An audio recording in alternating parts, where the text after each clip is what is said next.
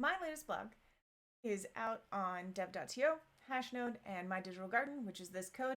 It's called Slots, Slots, Slots, everybody.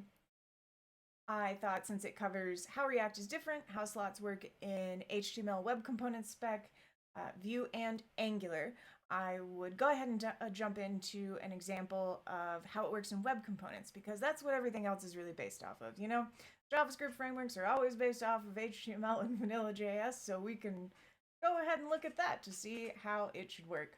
My background is mainly in React with a brief stint in AngularJS 2013, the original. So I have mainly thought of components using props, right? If you have a component, you want to pass something to it, you pass it as a prop.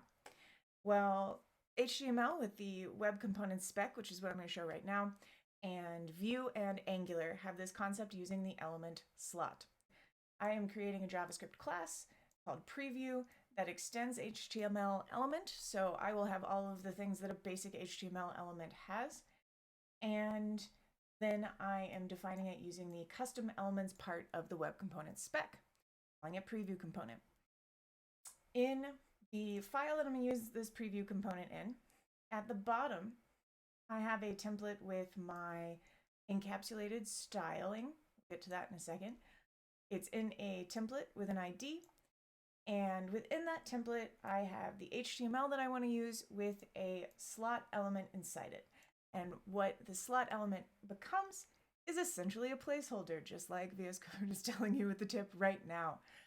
So instead of having to, like in React, you can wrap a component around JSX and you can pass it using the children prop. Using the slot element, it just happens. It's a placeholder. You don't even have to pass any elements to it if you don't want to. If there's nothing inside it, it just won't mount anything. It won't exist. It's a placeholder. If you do add default content and you don't pass anything to it, then it will display that default content. So without any props, without any extra lines of code, you've got a placeholder and you can display some default content if you don't want to pass anything. So now that I have this template in my HTML file with an ID, I can go back to my component and look at how in my constructor for my class, I am getting the template by ID, and then I'm accessing its content using the content property. I'm creating a shadow DOM in open mode. And what shadow DOM is, it's part of the web component spec. It creates an encapsulated separate DOM inside the existing DOM, right? So when I load this index.html page, it will have a document object model DOM with all of this HTML in it. And within my preview component, using attach shadow, I will create a little shadow DOM. With my shadow DOM created in open mode so that browser and the rest of the HTML and CSS and JavaScript can access it, I then have shadow root automatically applied to my class. So I access shadow root and I append child, and I take all this content that I have and I clone it, and it's appended as a child. We go back to my page where I'm calling preview component. And within each one of these preview components, my template will be copied and will exist in the shadow DOM.